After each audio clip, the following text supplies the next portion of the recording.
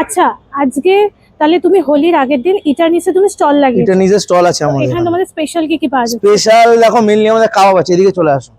কাবাব counter already রাত 10টা বাজে, যেটা আগেও বললাম। রেশমি আছে, হারিয়ালি আছে, আর টিক্কা আছে। এই তিনটেই আমাদের স্পেশাল। আরও এছাড়া আমরা রাশিয়ান উইংস অ্যান্ড অল, আমাদের অনেক ধরনের আইটেম আছে। সবকিছু তো রাখা সবসময় সম্ভব না। আজকে হোলি স্পেশাল গরমের মধ্যে 3টে কাবাব রেখেছি। আর তাছাড়া এদিকে চলে আসো, মেনু দেখাই।